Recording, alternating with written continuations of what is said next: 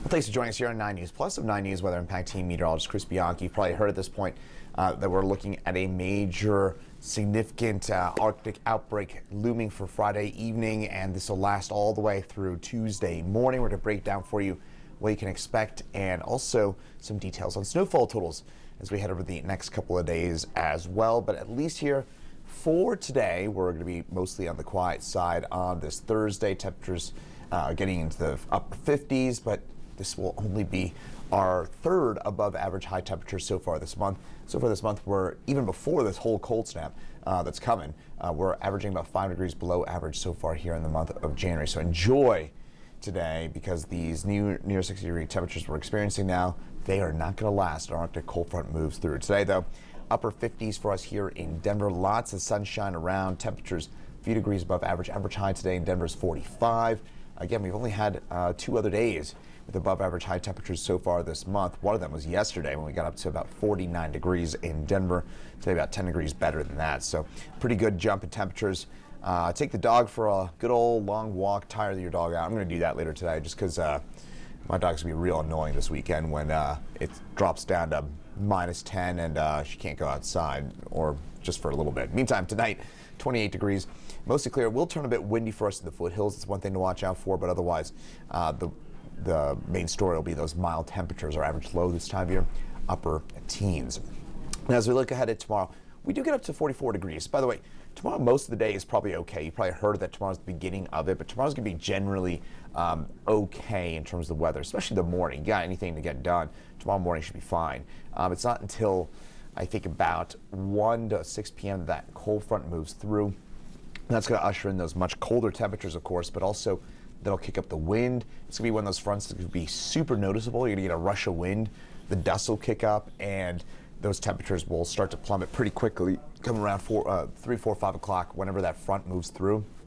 That'll drop temperatures, maybe not by 30 degrees an hour, but maybe by a good 10, 20 degrees in an hour. And it's one of those Arctic type fronts, which, again, that front and that feeling will be very pronounced. So as we look ahead to the next couple of days, sometimes you may hear the term Arctic air and it might sound like a bit of hyperbole. In this case, this is real deal Arctic air. There's no doubt about it here, folks. This is coming from Santa's house up there at the North Pole. This is, again, air that's coming straight from northern Canada. And you might notice some of those kind of whites there up in southern Canada. That's the true, like, actual Arctic air. And the modeling continues to kind of sideswipe us here in northeast Colorado with it. We're kind of right on the cusp of that deepest Arctic air. My suspicion is that we end up feeling it because that Arctic air just tends to reach us really heavy and dense, that cold air mass. And so kind of thinking about, I don't know, anything heavy and dense has a hard time losing momentum. And there's no real terrain, no kind of big walls of mountains that are going to stop that from hitting us here in northeast Colorado. And the models tend to underdo this kind of cold. Point being, I suspect we're going to get a pretty good, if not full punch of that Arctic air, even though the modeling right now, not that keeps the very worst of it, just northeast of us. I suspect we end up getting that. That's my suspicion at this point. But as we look ahead, it's also worth noting here, we're talking about details. Are we talking about -15, -20 versus -5, maybe -10? That's what we're talking about in terms of that difference between getting the full brunt of it versus a very close side swipe. But regardless, it's going to be really, really cold this weekend. Wind chills, single digits below 0 for us on Saturday. Sunday morning, we drop down about 21 below for that wind chill, and we stay that way for Monday morning and probably into Tuesday morning as well, with some wind chills in the mountains reaching -40. I mean, this is nasty stuff here, folks. I would, you got ski plans. I mean, sure, I guess if you want to ski, but it's just going to be miserable out there on the slopes. It's going to be windy and just so bitterly cold, especially in some of the mountains closest to Denver. Meantime, as we take a look at that futurecast, that snow develops for us tomorrow night, probably between about 4 and 8 p.m.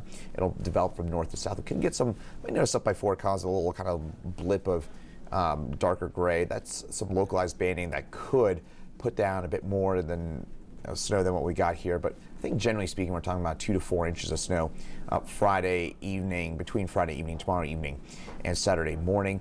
That snow could affect the tail end of that evening rush if you're driving to or from the mountains for tomorrow. Try and get that drive done as early as possible. I do think that ski traffic will be affected by it, especially come about 6, 7, 8 o'clock. That's when we may end up with an inch or so of snow on the ground by about that point. So, if you're a boss, you might want to get those and you have the option to let your employees out a little early. Tomorrow's probably not a bad idea to do that, just because it's going to be pretty slippery come about 6, 7, 8 o'clock or so across the Denver area, and maybe a little earlier further north. 114-hour consecutive below freezing stretch on the way for us. Lowest temperature, -12. That comes Monday morning. Wind chills drop to -30. It's probably the most important number, is that wind chill. And that's what we're looking at, 3 to 8 inches of snow between Friday and Tuesday. Almost all that snow, though, comes Friday night and Saturday.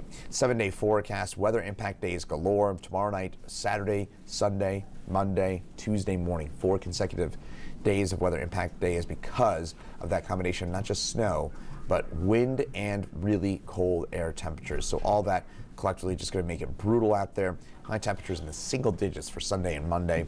Wind chills, again, the number that really matters, dropping way below zero, in some cases -20, -30. -12 for us Monday. That's about a 70-degree swing from today's high 58, and we get most likely about 3 to 8 inches of snow spread out. Most of it comes tomorrow at night and into your Saturday, and that snow dissipates a little bit for Sunday with a bit more snow, maybe another couple inches for us on Monday with that second wave. So overall here, folks, again, the main takeaway is going to be the cold. It gets really, really cold tomorrow evening as that front moves its way on through. So enjoy today. Most of tomorrow's okay as well. So if you need to make that run to the grocery store, anything like that, tomorrow's mostly fine as well. It's just really, once we get to tomorrow night, after dark, and really this is one of those weekends you got a show to catch up on. This is the perfect weekend for that. Indoor activities, catch up on those games, I don't know, things like that. Keep it indoors and try not to go out too much. And if you got a pet, remember, just clear off your pet's paws when they're out in the snow and it's really cold like this. That snow can sometimes get inside your pet's paws, especially dogs, of course. So just try and make sure that your pets are outside for short periods of time, especially the shorter-haired breeds. They'll freeze pretty quickly in this kind of weather. And for you, of course, pets, people, pipes, the 3 Ps. Pipes, leave the drip on if you're going to be gone this weekend. And also, of course, people, just don't spend much time outdoors. We can get frostbite about 20, 30 minutes with temperatures this cold. We'll be tracking it for you for the rest of the weekend right here on 9 News Plus. Be sure to tune on in. Of course, later today, we got Chief Meteorologist Kathy Sabin in at 3, 4, 5, 6, 9, and 10 on the 9 News family networks as well. I'm 9 News Weather Impact Team Meteorologist Chris Bianchi. Stay safe out there this weekend and have a great weekend as well.